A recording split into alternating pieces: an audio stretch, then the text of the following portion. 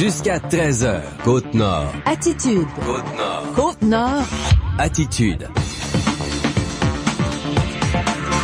On est jeudi le 11 janvier 2018. Tommy Auger de Nous TV et Jean Saint-Pierre d'Attraction Radio. Salut Jean! Bonjour Tommy! Ça va bien? Oui, ça va bien. Une belle petite neige dehors, mais ouais, ce qui m'inquiète... la pluie, par exemple. Ouais, c'est la pluie verglaçante là, qui risque de compliquer le déneigement des voitures, mais surtout les déplacements. Soyez très prudents. Puis sortez donc quelques minutes d'avance demain, là.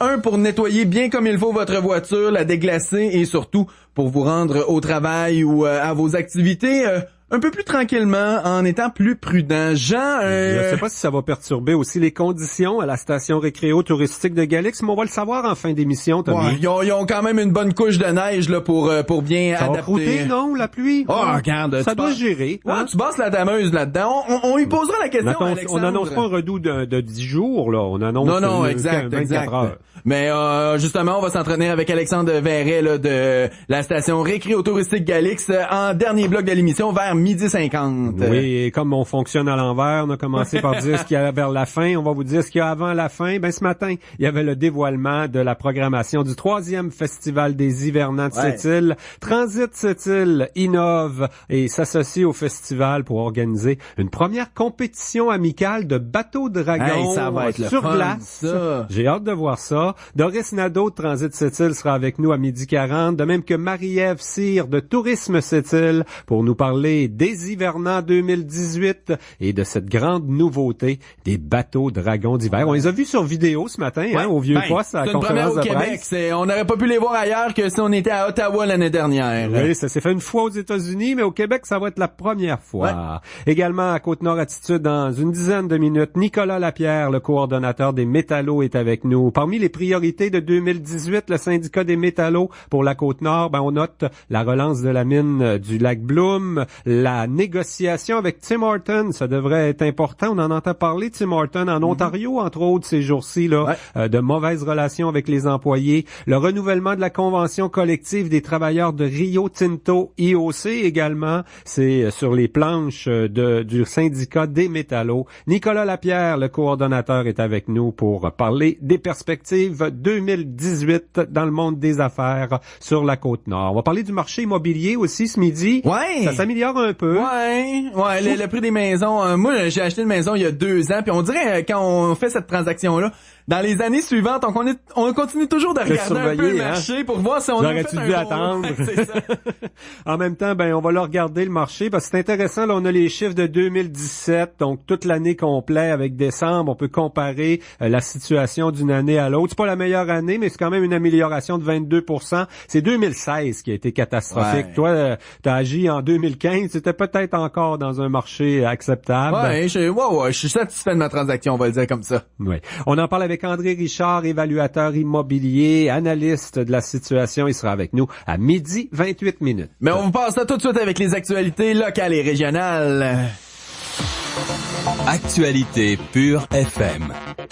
Et la 649 a souri à un artisan de Sept-Îles, un ancien de Sept-Îles, Louis Lévesque, qu'on connaît bien, entre autres. On l'a tous vu aux abris du Vieux-Quai pendant l'été avec ses petites machines de bois. C'est magnifique. Salon des artisans aussi. Aussi également. Donc, Louis Lévesque a remporté la somme rondelette de 2,5 millions de dollars au loto 649 du 30 décembre. Il vit maintenant à Québec. Louis Lévesque a travaillé comme menuisier dans l'industrie de la construction, comme artisan, mais avec l'Association sept-îlienne des arts et de la culture. Il a offert pendant plusieurs années des jouets de bois reproduisant des camions utilisés dans l'industrie. Il a exposé souvent ses œuvres chez nous. Louis Lévesque prévoit utiliser sa nouvelle fortune pour gâter ses enfants et s'acheter une nouvelle voiture. Dans un communiqué de l'Auto-Québec, l'ancien de Sept-Îles précise qu'il va laisser la poussière retomber un peu avant de faire d'autres projets. Il fait bien, il devra se faire conseiller également. finalement, pour bien gérer tout ça. C'est ce qu'on conseille chez Hydro-Québec, hein, quand on reçoit une grosse somme d'argent. L'Auto-Québec.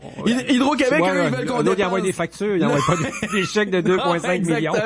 Le 3e Festival des hivernants de Sept-Îles proposera une compétition amicale de bateaux dragons sur glace, une première au Québec. L'organisme Transit Sept-Îles s'associe au festival pour cette innovation. La programmation du 3e Festival des hivernants a été dévoilée à la chapelle du Vieux-Poste ce matin. Pépé et sa guitare, Alain François, le groupe Bon Débarras et Matthew, James Cormier, Tam Tidalam font partie des artistes qui animeront l'événement familial prévu du 1er au 4 mars. Une journée gratuite remplie d'activités familiales conclut les activités le dimanche sur le site historique du Vieux-Poste de Ouachat. Tommy, j'ai fait sortir quelques chiffres au ministère des Transports concernant l'entretien hivernal, notamment le déglaçage de la route 138. On espère qu'ils vont être efficaces dans les prochaines heures. Ouais. Le ministère des Transports du gouvernement du Québec consacre en fait 21 millions de dollars au déneigement de la 138 et à l'entretien hivernal des routes sous sa responsabilité sur la Côte-Nord. Chaque année, il utilise 8000 tonnes de sel et 13 000 tonnes d'abrasifs. Là, je les ai fait sortir seulement pour le tronçon entre Godbout et Moisy. C'est à peu près notre territoire de desserte aux radios d'attraction. Ouais. Transport Québec accorde 5 contrats à des entrepreneurs en déneigement ou encore aux villes, comme Sept-Îles, c'est la ville qui travaille pour le ministère des Transports en sous-traitance pour la 138 à Sept-Îles. Donc, 13 camions armés de gratte et une niveleuse opèrent sur le territoire de Godbout à Moisy, 250 km de la route 138 pendant les tempêtes. Le ministère exige que la machinerie reste au travail tant que la voie n'est pas complètement dégagée. À l'est de Moisy, vers Havre-Saint-Pierre, Natashquan et Kegaska, mais là, c'est un niveau d'entretien différent. C'est pas le même genre de contrat. Okay. Transport Québec tolère une route partiellement dégagée. Une équipe de chercheurs du ministère fédéral des pêches et des océans réalise une étude sur la survie des saumons en mer. L'espèce qui fréquente nos rivières de la Côte-Nord passe une partie de sa vie dans le Saint-Laurent et autour de Terre-Neuve. L'étude scientifique s'intéresse au déplacement et au taux de mortalité en mer des saumonaux. Des émetteurs ont été placés l'été dernier sur 200 jeunes saumons des rivières Vieux-Fort en Basse-Côte-Nord et Jacques-Cartier près de Québec. Les chercheurs de l'Institut Maurice-Lamontagne espèrent mieux comprendre le déclin du nombre de saumons qui touche un peu moins les populations qui fréquentent les rivières de la Côte-Nord. Les premiers résultats sont attendus en mars. Les chercheurs étudieront aussi la prédation des saumons par les phoques. Le marché immobilier, il reprend de la vigueur à Sept-Îles et Port-Cartier. Le nombre de maisons vendues a augmenté de 22% en 2017 comparativement à l'année précédente. Par contre, le prix de vente moyen continue de baisser. Il s'est vendu 171 propriétés à Sept-Îles en 2017 et 54 à Port-Cartier. On est encore loin de la moyenne de la dernière décennie. L'année 2016 a été la plus tranquille des 30 dernières pour les transactions immobilières dans la MRC de Sept-Rivières. Le marché est en reprise partout sur la Côte-Nord, sauf à Bécomo, où les ventes ont continué de baisser en 2017. La croissance la plus marquée a été enregistrée à Havre-Saint-Pierre, où il s'est vendu 25 maisons dans la dernière année, comparativement à 6 en 2016. Fait qu'en pourcentage, c'est quoi? Ouais. Dans le 400%, là. Ouais, c'est un bon changement, on va le dire comme ça.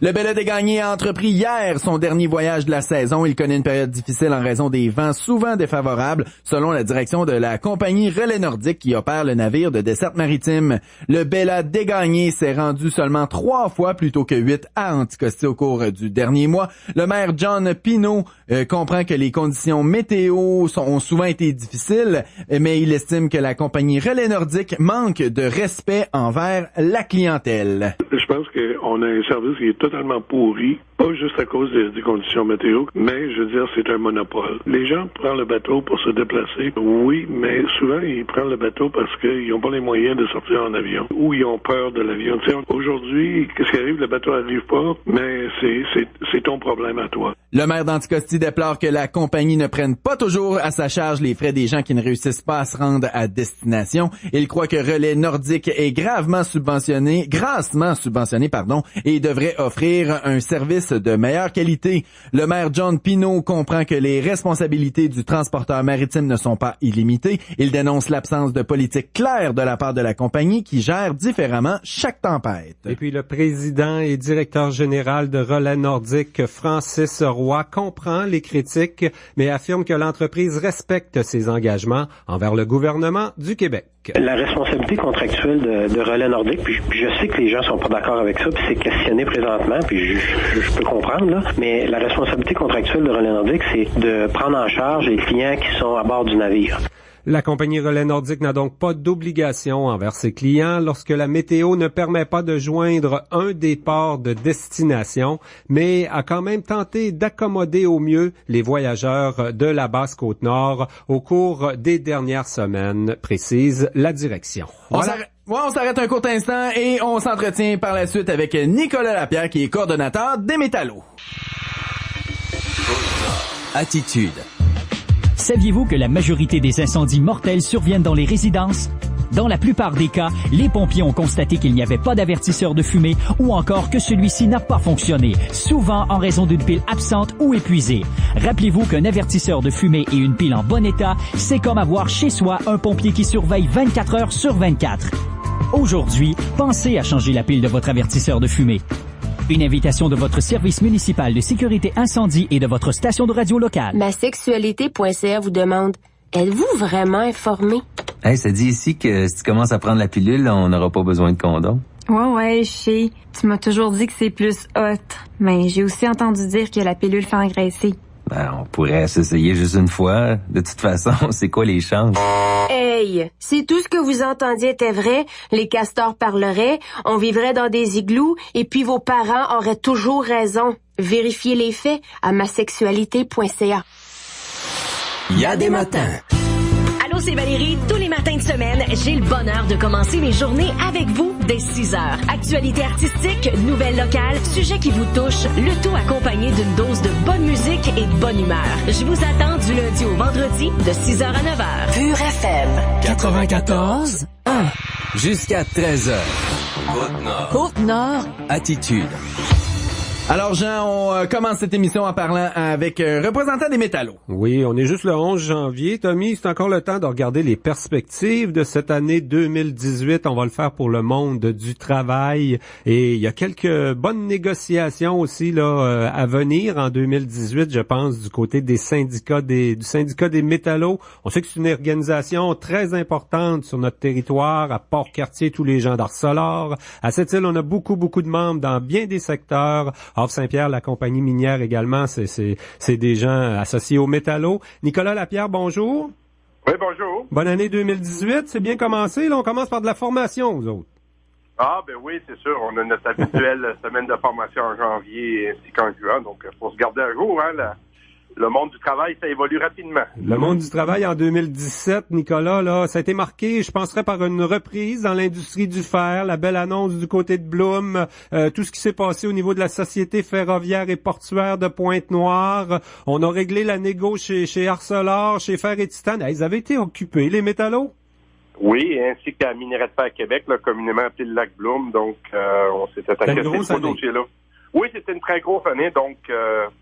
2018 commence sur les chapeaux de roue, puisqu'on est déjà entamé à renouveler la convention collective avec nos 300 confrères et consoeurs là, de la minière IOC. Donc, c'est commencé depuis lundi de cette semaine. Donc, on a vraiment l'impression qu'on est dans une reprise. Là, l'industrie du fer, on le sait, on n'est pas mono-industriel à cette île Port-Cartier, mais quasi quand même. Là, donc, c'est positif. Hein? On est sur une meilleure pente, là.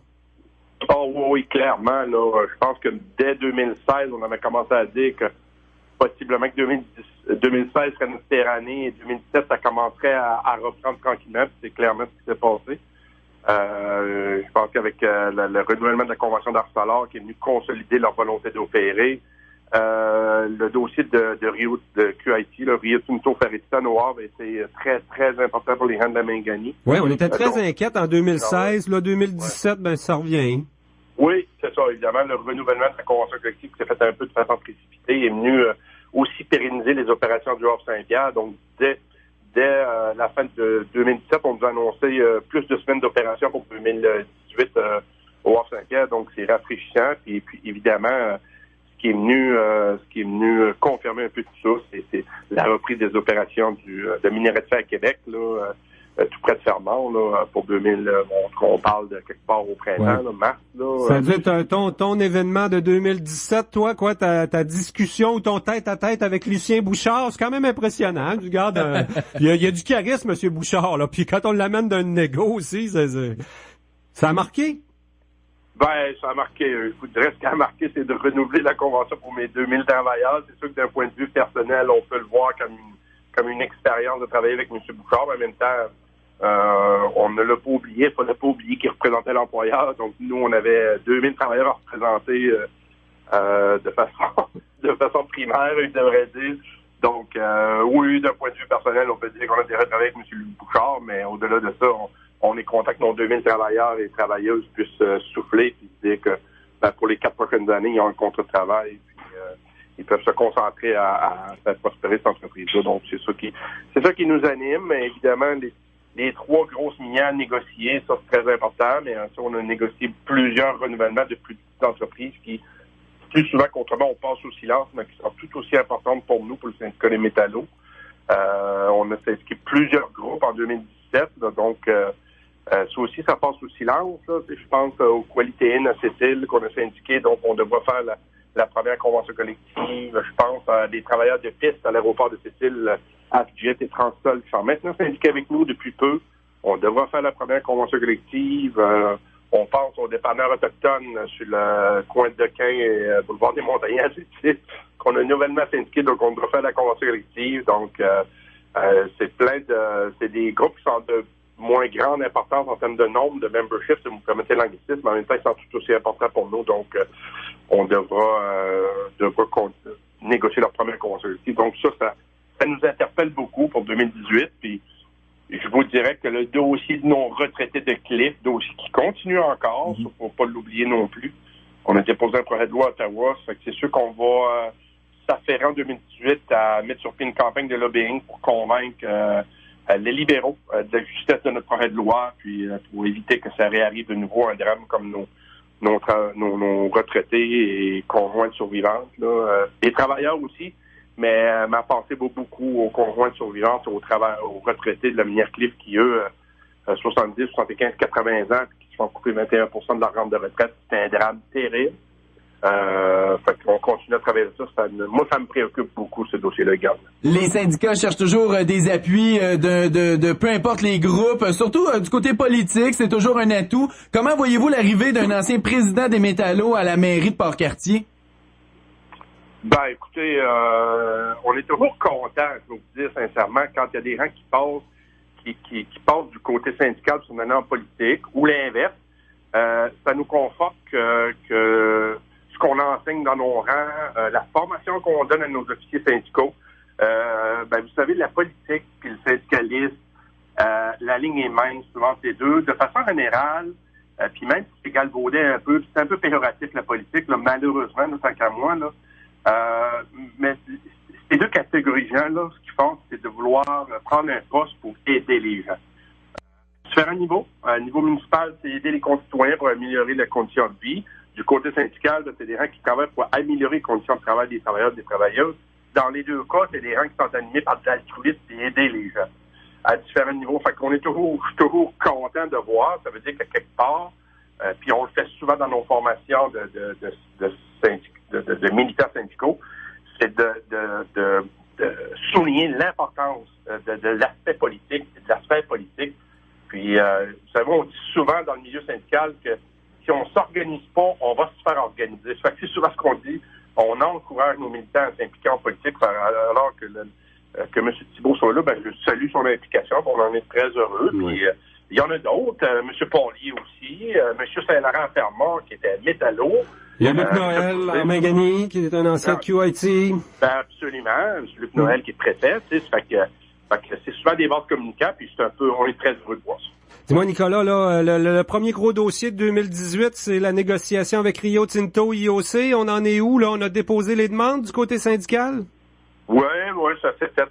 Il y a eu une première rencontre juste avant le congé des fêtes, là, un peu pour jeter les bases du calendrier de négociation, mais c'est commencé de façon très concrète là, depuis lundi, le 8 janvier. Ça s'annonce bien, non? On n'a pas le droit de dire ça à ce moment-ci, hein? Ben non, c'est clairement trop embryonnaire, évidemment. Là. Vous savez comment est-ce que c'est une négo où on tente et on veut, pour le respect du processus puis le respect des personnes qui sont assises devant nous autres, de garder ça à l'interne. Puis, vous savez, si on veut briser ou saboter un processus de négociation, c'est sortir sur la place publique, c'est la recette parfaite. Alors, vous comprendrez que autant la minière IOC que nous, on va garder ça à la table, mais soyez assurés que au moment opportun, on en parle. Oui, bon. Clairement. Dis-moi donc, tu parlais tantôt là, de plusieurs premières conventions collectives que vous allez négocier avec plein de petits employeurs à Sept-Îles, entre autres, si j'ai bien compris. Comment ça va chez Tim Hortons? Ça fait quand même 3 ans là, qu'on les a syndiqués. Ça va faire 3 ans bientôt. Puis on n'en a pas encore signé une première convention collective pour les employés de Tim. Là. On entend beaucoup parler de Tim Hortons, entre autres en Ontario cette semaine, qui semble un mauvais employeur. Chez nous, comment ça se passe? Ben, écoutez, comment ça se passe? C'est un vrai scandale là, ce qui se passe dans le dossier des Tim Hortons pour la simple et bonne raison que les travailleuses, je dis les travailleuses, il y a aussi des travailleurs, mais malheureusement, c'est des femmes qui se sont syndiquées en février 2015. Donc, écoutez, ça va faire 3 ans que ces gens-là sont syndiqués et n'ont toujours pas de convention collective. Après 10 rencontres de négociation, on a demandé l'arbitrage de la première convention collective. C'est un processus qui existe dans le Code du travail. Lorsqu'on ne s'entend pas, il y a un arbitre qui est nommé et lui tranche et impose, si je pourrais dire, la première convention collective. Et on a eu 13 à 14 journées d'audience devant l'arbitre de grief. Et ça va à une lenteur qui nous fait lever les poils sur les bras, si je pourrais dire, qui nous horripile. On est très, très déçus de ça, mais écoutez, on ne peut pas aller plus vite que ça. L'employeur... Mais c'est pas le genre de chose qui va faire regretter à vos gens d'avoir signé une carte pour devenir métallo? Je dis, écoute, c'est sûr que c'est le jeu de l'employeur d'étirer la négociation. Nous, une convention collective, on en aurait eu une depuis 2 ans. Là. Soyez-en sûrs, on n'a pas intérêt, loin de là. C'est sûr que les membres à l'intérieur se posent des questions, mais c'est le jeu de l'employeur d'étirer la négociation. C'est ça le principe. Vous savez, le juridique qui est à la table pour la corporation Tim Hortons, c'est les mêmes qui étaient à la table de négociation qui représentaient Walmart dans le dossier de Jonquière. Ça fait que vous comprendrez que c'est les mêmes genres de personnes qui, je dirais qu'ils vont pas à la vitesse qu'on voudrait. C'est sûr qu'on déplore ça, mais en même temps, écoutez, le processus doit suivre son cours. On doit respecter le processus. Et puis, on rencontre nos membres là, pour leur dire de ne pas lâcher. Évidemment, c'est un exercice de persévérance et de ténacité. Ça, c'est clair. Mais on ne les laissera pas tomber. Puis, c'est sûr, soyez assurés qu'il y a plusieurs autres Tim Hortons au Québec qui attendent cette décision-là, parce qu'on a plusieurs discussions avec d'autres Tim Hortons. Puis, c'est clair qu'il semble avoir une demande ailleurs au Québec. Donc, on va s'assurer de mener ce processus-là à bon terme. On anticipe et on espère avoir une convention en 2018 pour les 4 Tim Hortons à Sept-Îles. La durée, ça, c'est l'arbitre qui va le déterminer. Et les conditions de travail, c'est l'arbitre aussi qui va les déterminer. On va suivre ça. C'est un dossier à suivre en 2018. Il y a peut-être une éventuelle relance de Trinor. Ça a été un dossier important, la fermeture de Trinor. Les métallos se sont impliqués, puis on souhaite une relance. J'ai vu passer aussi avant les fêtes un communiqué, là, les dons ou la fondation des métallos, quelques dons à Sept-Îles intéressants. J'ai vu l'initiative de vos membres chez IOC aussi qui sont allés dans la cuisine collective de l'Envol. Sur le plan social et militant, là, les métallos sont toujours présents. Je pense que Nicolas Lapierre, qui est un bon militant aussi, en 2018, il va surveiller, entre autres, l'élection provinciale, j'imagine, hein? Oui, c'est clair. Et 2019 qui s'en vient au fédéral aussi, hein, c'est sûr. Oui.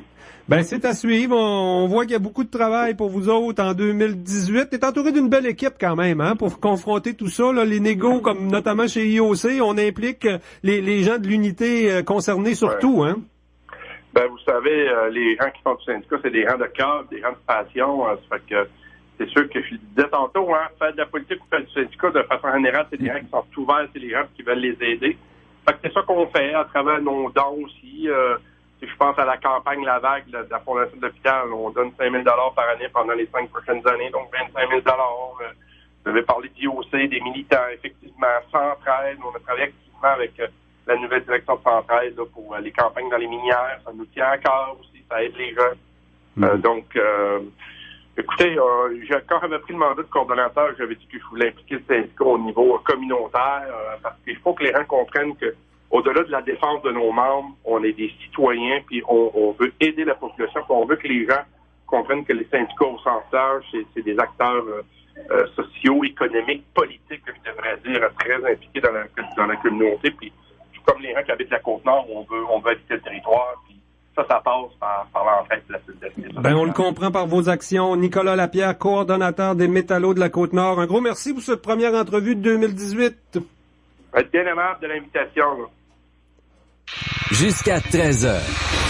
Côte-Nord. Côte-Nord. Attitude.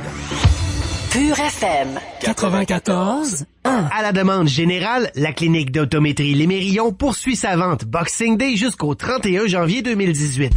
Venez profiter de super rabais allant de 10 à 90% sur toutes les montures en magasin à l'achat de verres ajustés à votre vue. Imaginez 90%. Apportez votre prescription ou prenez un rendez-vous pour un examen de la vue et profitez de rabais substantiels sur toutes les marques telles Oakley, Ray-Ban, Gucci, Nike, Calvin Klein, Lacoste et j'en passe. Clinique d'optométrie Les Mérillons, 648 Boulevard, 960-2425. Commencez l'année du bon pied avec une nouvelle Mitsubishi, soit un VUS RVR ou Outlander ou encore un Lancer, tous munis de notre super contrôle intégral unique à Mitsubishi. Profitez de rabais allant jusqu'à 4 000 $ et d'un taux d'intérêt à partir de 0% pendant 84 mois sur certains modèles. Et c'est pas tout, prenez congé de paiement pour 90 jours. Surveillez l'arrivée du nouveau Outlander 2018 PHEV, le seul hybride de sa gamme pleine grandeur en Amérique du Nord. Mitsubishi, mieux construit, mieux garanti. C'est promis, c'est moi qui vous le dis. Sylvain Mercier, Côte-Nord, Mitsubishi, 100 rue Napoléon, à Sept-Îles. Des conditions s'appliquent. Venez rencontrer un de nos conseillers pour plus de détails. L'offre prend fin le 31 janvier prochain. Top 10 anglo. Top 10 franco. Samedi et dimanche, Valérie et moi-même, David, on vous attend pour vous présenter les 10 meilleures chansons de la semaine à Pure FM. Je vous attends les samedis dès 16h avec les meilleures chansons anglophones, mais aussi une nouveauté, un souvenir, une projection et les potins sur vos artistes internationaux préférés. Et le dimanche, c'est moi qui prends les commandes avec les 10 meilleures chansons francophones de la semaine. Pour entendre la musique de l'heure, ne manquez pas le Top 10 anglo le samedi dès 16h et le Top 10 franco le dimanche à 16h. Pure FM 94.1. Bonheur PM. Allô, c'est David. C'est moi qui ai le bonheur de vous accompagner pour votre retour à la maison. Je vous propose une émission simple où se côtoie un peu d'infos, de sport, de potins showbiz, un brin de folie et surtout la meilleure musique. Je vous attends du lundi au jeudi dès 15h. Pure FM 94.1. Côte-Nord. Attitude. Alors, Jean, on se transpose du syndicat aux évaluations. Les syndicats négocient des conventions collectives pour qu'on puisse se payer des maisons, dans le fond, là. Oui, et puis on va parler justement du marché immobilier qui souvent est un portrait de la réalité économique dans un milieu comme Sept-Îles et Port-Cartier. Le marché immobilier reprend de la vigueur. Tu nous parlais de ton expérience, toi, d'acheteur en 2015. Ouais. T'étais peut-être dans une bonne année parce que 2016 a été la mauvaise année. Oui, j'ai juste à temps. Là, on a publié du côté des évaluations immobilière Richard et Associés. Tous les chiffres de 2017, l'année est bouquée. Ça nous donne donc un portrait assez intéressant. On parle d'une hausse d'autour de 22% des ventes en 2017, mais encore là, on compare à la pire année, là, 2016. Monsieur André Richard est le spécialiste des évaluations immobilières Richard. Bonjour, Monsieur Richard. Bonjour, M. Saint-Pierre. Alors, c'est ça, c'est le fun d'avoir les chiffres pour toute une année complète, de comparer d'une année à l'autre. D'ailleurs, vous les tenez, les statistiques, quoi, depuis 40 ans, sur la Côte-Nord? Oui, effectivement. Ça ressemble à ça, oui. Là, on parle de 171 propriétés vendues à Sept-Îles en 2017, 54 à Port-Cartier. C'est vraiment une année de reprise, hein, on peut le dire comme ça? Oui, mais le mot est assez cherché, parce que effectivement... dans ça, là, il y a peut-être un bémol, là, parce que 171 transactions, c'est excellent. C'est une excellente année, mais c'est plus que l'année passée. Oui. Mais dans le fond, il y a 18 maisons qui ont été reprises, qui ont réussi à trouver preneur. Fait que, dans le fond, le vrai chiffre, ça serait 153, là, mais effectivement, il y a eu 171 transactions, ça c'est vrai. Et c'est pas compté non plus les 50 maisons mobiles qui ont trouvé preneur. C'est ça. Vos statistiques prennent pas compte. Dans le fond, c'est des maisons unifamiliales, mais ça compte pas les maisons mobiles, qui est quand même ici à cette île-là, particulièrement, un méchant gros marché. Ben oui, effectivement, sur 1300 unités qu'il y a dans le parc Ferland, c'est quand même pas négligeable. Wow! Ça veut dire que, quoi, là, on commence à être d'un marché qui est plus favorable pour vendre une maison, quoique c'est encore un marché qui est bon pour les acheteurs, là. Ah oui, c'est un marché d'acheteurs, effectivement. Oui. Ah oui, ça demeure encore ça. C'est inévitable parce que il y a une certaine reprise, mais elle est timide, effectivement. Est-ce que le fait que ce soit un marché d'acheteurs, ça permet peut-être à plus de gens de l'extérieur qui veulent venir s'installer ici? Est-ce qu'on voit peut-être plus de transactions là, qui viennent des gens de l'extérieur qui viennent acheter des maisons ici? Oui, je pense qu'il y a ce contexte-là, effectivement. C'est sûr qu'il y en a qui font juste changer, mettons, d'une maison mobile à une maison unifamiliale avec un terrain à eux autres. Mais oui, effectivement, il y a des gens de l'extérieur qui s'installent à cette île pour trouver différents emplois. Pourtant, à l'Humerie Alouette, on me dit qu'il n'y a pas d'embauche de nouveaux employés là. En tout cas, c'est peut-être sans d'autres domaines, en fait, il y a Champion, puis la Société ferroviaire et portuaire qui a recruté beaucoup quand même en 2017 aussi.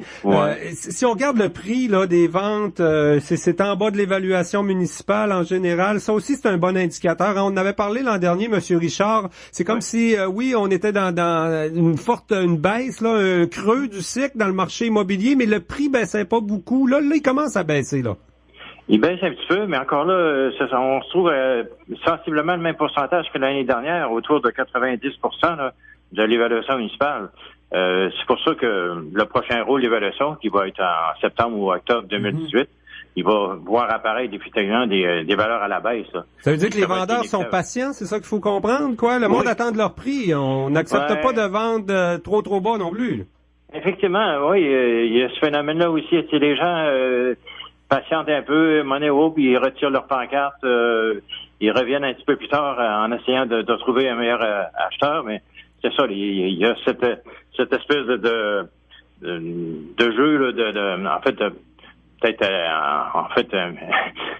un jeu de cache-cache quasiment. Oui, c'est ça. C'est ça. C'est le jeu de la négociation, c'est sûr. Ouais. Quand on le disait au début, là, tu sais, les transactions immobilières, c'est le portrait d'une économie. Sur la Côte-Nord, l'économie est pas la même à Port-Cartier, Sept-Îles. Là, on le voit, par exemple, vos statistiques à Baie-Comeau, il y a pas tellement de reprises à Baie-Comeau. Par contre, au Havre, on a vu qu'il y a eu un redressement sérieux, là, les nouvelles annonces, les meilleures perspectives pour la Rio Tinto Fer et Titane, ça se répercute dans le marché.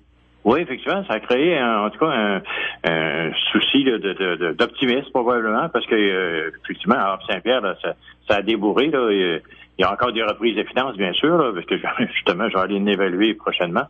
Mais effectivement, il y a encore des transactions qui se réalisent puis que les gens retrouvent des bons prix quand même pour leur propriété. Puis à Baie-Comeau, encourageant, dans le fond. À Baie-Comeau, qu'est-ce qui se passe? Vous êtes à Baie-Comeau, Pointe-le-Bel aujourd'hui, là. Le marché est faible. C'est parce qu'il y a beaucoup d'inquiétudes, entre autres l'industrie forestière.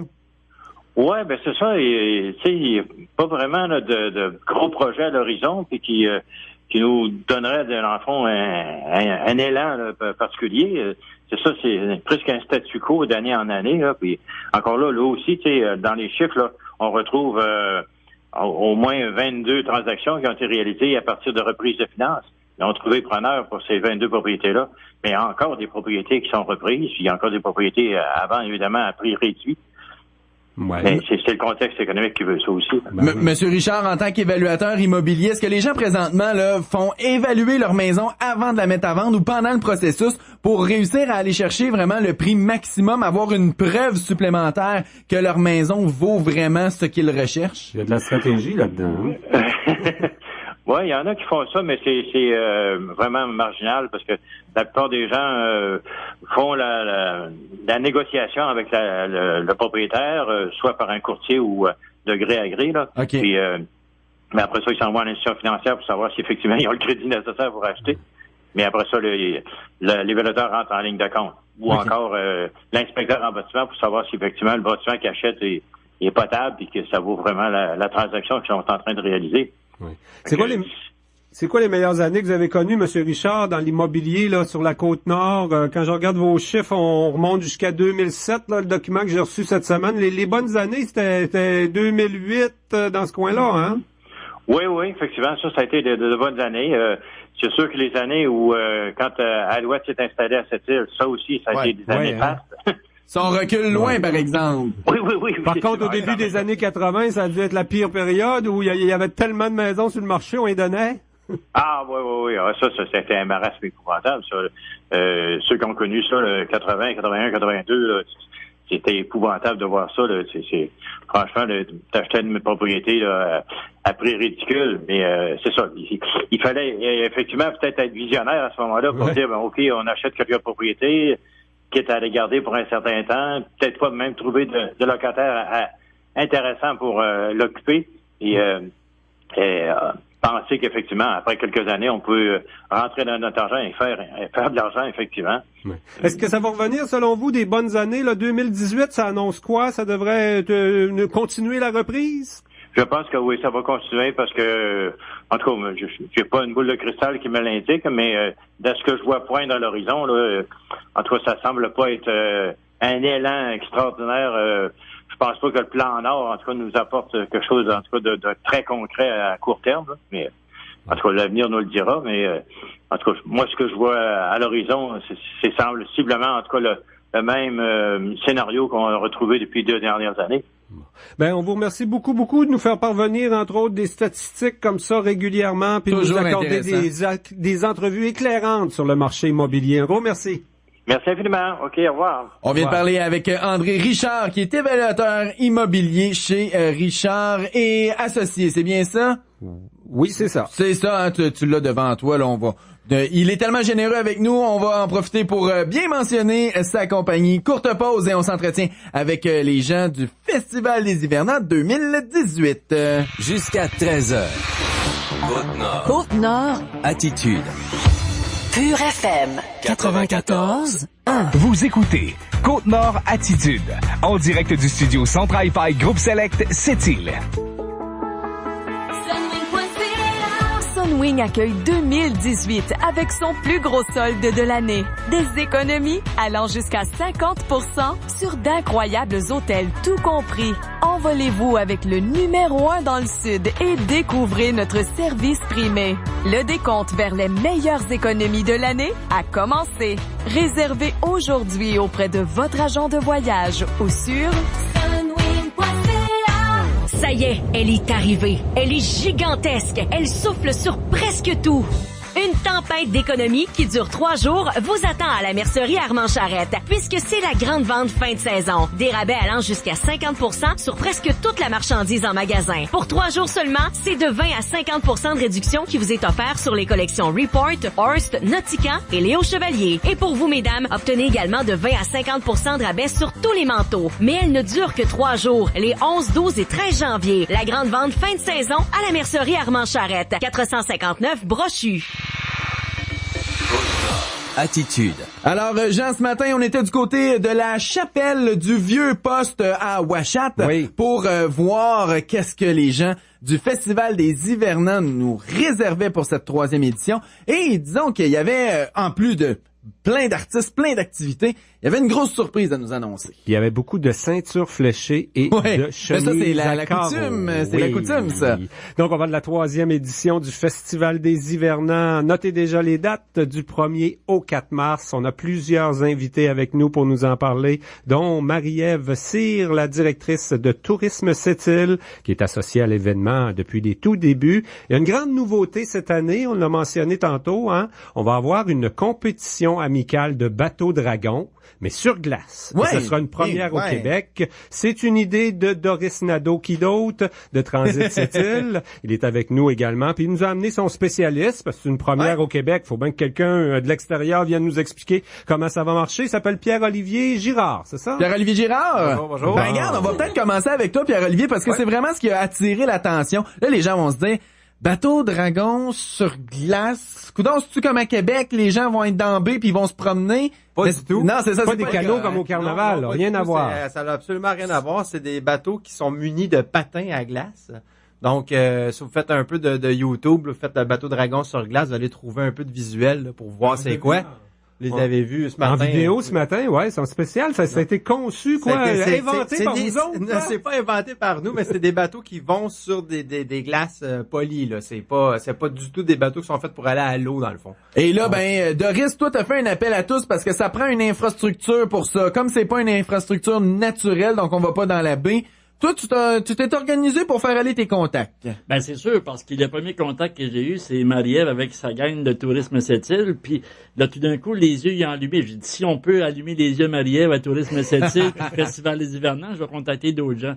Je suis pas un expert en glace, pour faire des glaces, donc j'ai fait appel à la ville de Sept-Îles, le côté travaux publics. Puis ensuite, ça a glissé tranquillement vers Itum, à Ouachat, derrière les Galeries Montagnaises. Donc, ces contacts-là, et Galeries Montagnaises et Itum avec ces travaux publics, qui vont faire une aire de glace derrière les Galeries Montagnaises, de 8 mètres de large par 300 mètres de long. Le 8 mètres est correct. 300 mètres, là, ça frappe un peu plus l'imaginaire, là. Ben, c'est ça qu'on va faire, frapper l'imaginaire des gens avec une idée comme celle-là. Puis oubliez pas que Bateau Dragon sur glace, là, on va être les premiers au Québec à faire une activité de financement avec ça. Les deuxièmes au Québec à le faire parce que au lac Beauport vont le faire la semaine avant. Et puis, on est les troisièmes en Amérique à le faire. Ça vient de Norvège. Puis, les gens de Mission Bateau Dragon qu'on engage pour venir faire l'événement, ben, eux autres, ils vont devenir experts d'événement en événement. Là, j'ai hâte d'y voir aussi, eux autres, pagayer sur la glace. Au premier coup d'œil, c'est la pagaie, moi, qui m'a surpris. Souvent, qu'elle avait de l'air d'un genre de siphon, là, mais c'est pas ça, quoi. On va piquer la glace. Exact. Ça ressemble vraiment à un manche à balai qui est muni de c'est comme une sphère qui est coupée en deux avec des pics qui servent à agripper la glace. Donc, les gens feront exactement le même mouvement qu'ils feraient sur l'eau avec une pagaie régulière, mais sauf qu'ils vont piquer la pagaie dans la glace puis ils vont avancer le bateau. Et là, on les a fait plus petits que ceux de l'été là qu'on trévale au lac des Rapides. Là, c'est des équipes de 10 pagayeurs, 12 personnes à bord. Donc 10 pagayeurs, une personne qui est assise sur le drum pour donner la cadence, puis il y a une personne qui est assise en arrière qui a un des patins amovibles là, pour faire bouger le bateau un peu. Ça prend des athlètes ou si grand-papa peut participer? Grand-papa peut participer, grand-papa a de la détermination. 85, grand-papa, là. Amenez-nous là, on va peut-être voir qu'est-ce qu'on peut faire avec. On en connaît des grands-papas qui sont bien en forme, hein? Ça dépend des grands-papas, ouais. Exactement. Dans toute cette programmation-là, on vient parler beaucoup de bateaux. Il y a un aspect financement. Les inscriptions sont déjà lancées, là. Oui, effectivement, depuis 9h30 ce matin, les inscriptions sont lancées. On a besoin de minimum 10 équipes qui vont payer l'équivalent de 120 $ par personne, qui coûterait 120 $ par embarcation ou par équipe. Une belle petite commandite, ça se trouve bien, ça. Ben, moi, je pense que si la curiosité pique autant les gens que vous autres étiez piqués par la curiosité ce matin pour venir voir qu'est-ce qui se passait, puis on a piqué la curiosité des gens aussi autour de nous. Nous autres, je vais te le dire, c'est à cause de ton bon coup du temps des fêtes, là, avec ton arbre de Noël. Là, t'as mis la barre haute toi-même. Tout le monde s'est dit, écoute, Doris va annoncer quelque chose un matin, ça doit être gros. Ben, c'est pas lumineux comme les lumières de Noël, mais c'est vraiment, on est sur la glace, puis on veut faire participer les gens. Oui, c'est financier, c'est important, mais au-delà du financier, c'est la collaboration puis la concertation des gens du milieu, comme je l'ai nommé avec Tourisme Sept-Îles et l'organisation du Festival des Hivernants, la ville de Sept-Îles, Itum et compagnie. Sans ces gens-là, là, moi, là, à Transit Sept-Îles, je peux pas rien faire. Tommy mêlé dehors, là, parce qu'on c'était une entrevue pour parler du Festival des Hivernants. Marie-Ève Cyr est là pour nous en parler. Ben oui, Marie-Ève aussi est là. Marie-Ève, on peut rappeler les origines, c'est la 3e édition. C'était beaucoup Tourisme Sept-Îles et le musée. On peut dire, vous êtes les fondateurs, les instigateurs, les initiateurs. Ben, on est plusieurs. Il y a aussi la salle de spectacle de Sept-Îles, puis il y a Développement économique Sept-Îles. Donc, on est un petit groupe qui a voulu faire une activité durant l'hiver. Une idée qui a germé dans la tête de Christian Marcotte, le directeur. C'était quoi les fondements à la base, là? Il y a comme mettre en valeur le vieux poste. Ça, c'est peut-être un des objectifs. On parlait aussi de la semaine de relâche, peut-être, d'occuper la semaine de relâche. Là, du 1er au 4 mars, on est dans la relâche? C'était vraiment de mettre en valeur le vieux poste, mais aussi de faire sortir les gens. On est moi, je dis tout le temps, on est sur la Côte-Nord, on est dans un pays d'hiver. il faudrait en profiter, il faut sortir, donc s'amuser et tout ça. Donc, c'est créer des activités en fonction de l'hiver et on a pas plus beau site que le Vieux-Poste. Puis cette année, vous avez pas d'excuses. Ah, là, il fera pas nécessairement, il va faire froid. Vous avez une installation que vous allez mettre sur le site qui va être vraiment fabuleux, là. C'est innovateur. En tout cas, on a hâte de voir ça. C'est un dôme géodésique. Ça va être transparent. Les gens vont être à l'intérieur. Il y a des spectacles qui vont se faire là. Pas tous les spectacles. Mais ça va être vraiment comme si on est à l'extérieur, sauf que on n'aura pas le vent, on n'aura pas d'âme nature qui va peut-être nous brusquer là à venir faire un tour au Vieux-Poste. Donc c'est vraiment pour ça qu'on rajoute ça. Ça sera pas trop chauffé, là. Vous serez pas dépaysé du festival d'hiver. Non, pas du tout. En même temps, les hivernants, le mot, on l'a pas inventé, hein. C'est juste qu'on l'avait oublié. Il était dans la langue française. Exact. Ça aussi, on le met en valeur. Finalement. Exactement. On met en valeur l'hiver. C'est vraiment mettre l'hivernant d'aujourd'hui puis l'hivernant d'antan. Donc, on fait le mélange des deux sur ce beau site-là. Est belle votre programmation cette année, vous en êtes fiers? On ne pourra pas peut-être rentrer dans les détails à midi. On peut dire qu'elle est accessible, quoi? On a déjà mis ça sur le web, j'imagine? Oui, c'est déjà lancé. Donc, nous, c'est parti. Il y a plusieurs activités. Ça commence le lundi soir. Le jeudi soir, c'est plus tranquille. Et vendredi, ça va être vraiment festif pour l'hivernant d'aujourd'hui, qu'on peut dire. Ouais. Et le samedi, c'est plus traditionnel, trad.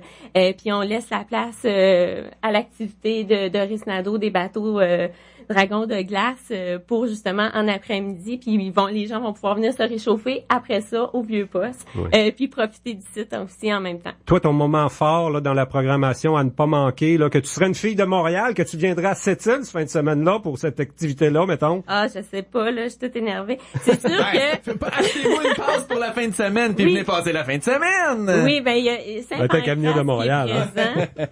Il y a Saint-Pancras qui est présent, mais...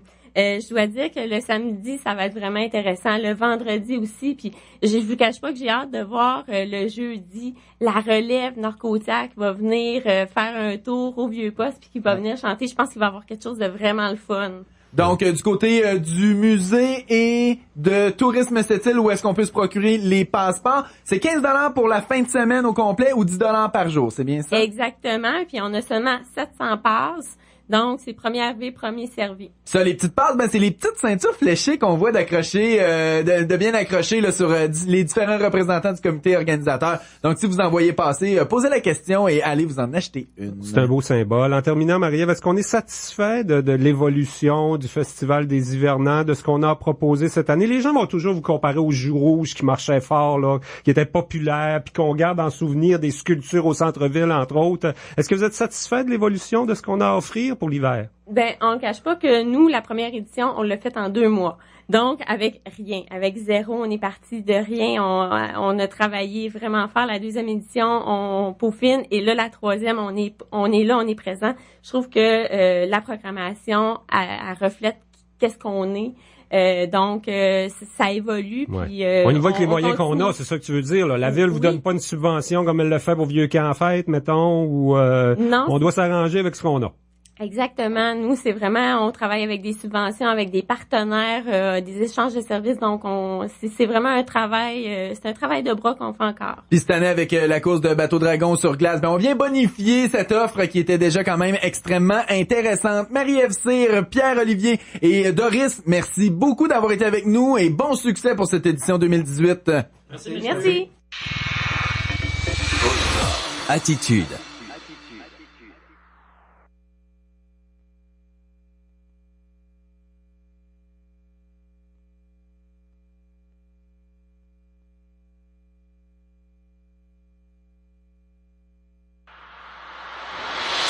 Côte-Nord.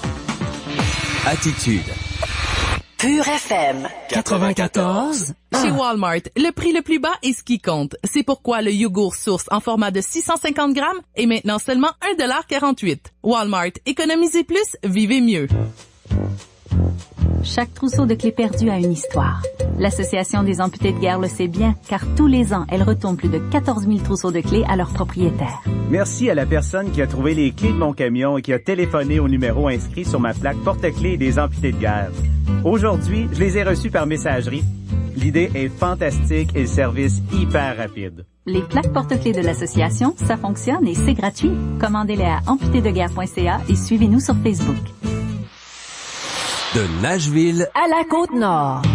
Je vous invite à être du rendez-vous ce samedi 17h pour De Nashville à la Côte-Nord. Vos salutations et demandes spéciales. Soyez-y samedi 17h à 21h. Pure FM 94 1. Côte-Nord. Attitude. Pure FM 94 1. Alors Jean, du côté de la station récréo-touristique Galix, en hiver, eux aussi, ça va très bien. Avec les bordées de neige qu'on a connues dans les dernières semaines et juste avant les fêtes, ben eux ont réussi à avoir un temps des fêtes vraiment très, très intéressant. Et on s'entretient avec le directeur général de la station récréo-touristique Galix, Alexandre Verret. Alexandre, bonjour. Bien, bonjour, ça va bien? Ça va bien, toi? Oui. Bien très, occupé? très bien. Ou bien occupé, j'imagine?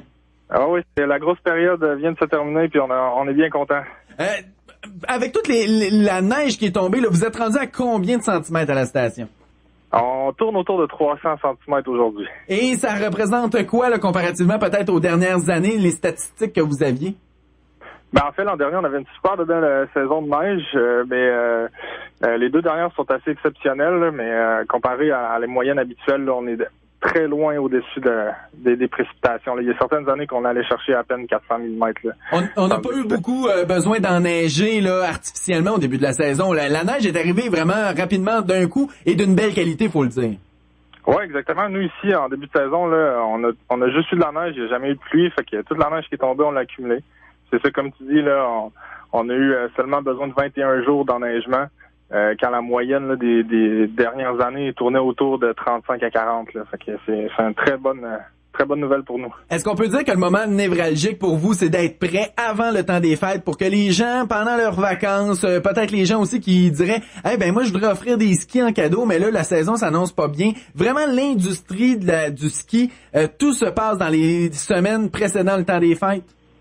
Ben oui, effectivement. C'est sûr que quand il y a de la neige en ville, quand il y a de la neige sur nos terrains, ben on se met un petit peu plus dans le mode hiver, là, que ce soit pour la motoneige que pour le ski, là, toutes les activités hivernales. Là, quand il y a de la neige, on est fébrile. Fait que cette année, ça s'est fait sentir très tôt. Là, on a ouvert le 9 décembre. Une chose qui s'était pas faite depuis plusieurs années. Là. Oui, puis ça a amené beaucoup de monde à se poser la question, est-ce que je suis mieux avec une saisonnière ou si je vais y aller tant de fois? Ouais, mais là, la saison est plus longue cette année. J'entendais le conseiller municipal Denis Mius parler de vous autres à la séance du conseil, la première de 2018, lundi soir. Il sortait quelques chiffres au niveau de vos membres. Là-dessus aussi, c'est une bonne année. Là. On en a recruté plus de membres. Oui, on est vraiment content. On a un bon retour des jeunes là, qui nous donne environ 67 nouveaux membres. Là. C'est sûr que c'est tous les âges confondus, là, mais la majorité de ça est en bas de 20 ans là, pour les nouveaux membres. On est vraiment contents. C'est intéressant pour l'avenir. Est-ce que le fait d'avoir plus de membres comme ça rajoute sur l'importance du nouveau chalet? Oui, effectivement. Puis c'est sûr que le nouveau chalet, c'est un besoin parce qu'on a de plus en plus de monde qui vient à la station. C'est une tendance qui est à la hausse, là, les membres. C'est pas juste cette année.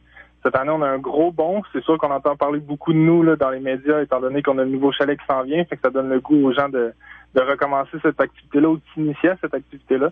Fait que nous, on est bien contents que les membres augmentent en même temps que le nouveau chalet arrive. Là. Est-ce que, autre que la glisse, il y a des gens qui vont faire de la raquette du côté de la station? Il y a des gens aussi, le fameux fat bike là, qui est de plus en plus populaire. Est-ce qu'il y a d'autres activités comme ça qui attirent plus de gens cette année?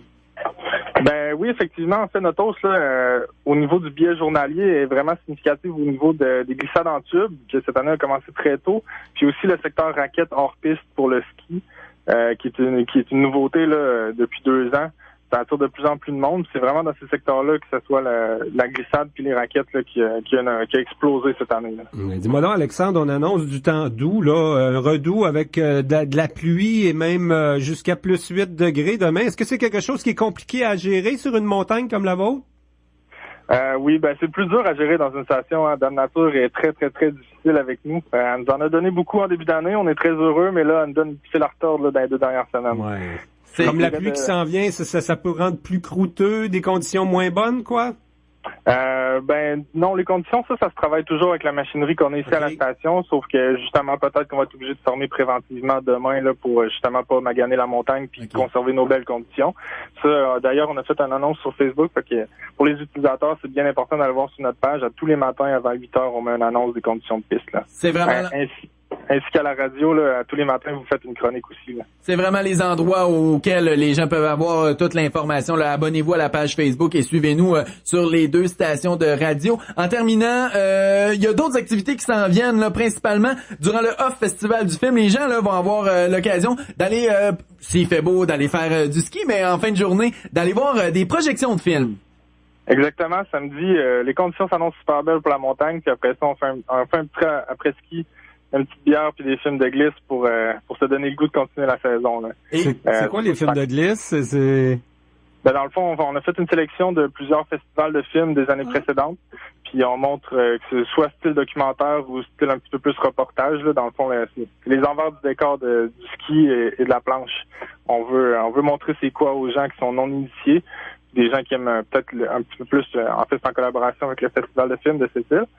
Donc, le Ciné-7. Donc, on veut aussi attirer les gens à la station avec ça. Là. Et c'est souvent des images qui sont extrêmement impressionnantes, des gens qui sont passionnés de ce qu'ils font et qui ont un visuel très, très, très, très, très liché. Donc, ça vaut la peine d'aller faire un tour là. Si vous voulez aller faire du ski juste une fois dans l'année, profitez-en donc cette journée-là pour faire une pierre deux coups. Alexandre Verret du côté de la station récréo-touristique Galix, merci beaucoup. Puis on aura l'occasion de se reparler dans les prochaines semaines. Là, je suis sûr qu'il y aura plein d'autres activités desquelles on va pouvoir se parler.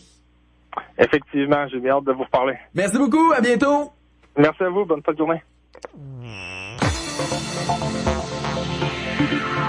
Alors Jean, c'est ce qui conclut notre première semaine de 2018. Oui, à surveiller dans la 2e semaine. La semaine prochaine, lundi, il y a le dépôt du budget à la ville de Sept-Îles. Ouais. On va savoir s'il y a des hausses de taxes pour la première année du nouveau conseil. Ça se fait lundi après-midi. On va certainement en parler mardi. Il y a également une activité du côté du port de Sept-Îles où on va faire le bilan de 2017 également la semaine prochaine. C'est ce qui retiendra notre attention. Bon week-end tout le monde!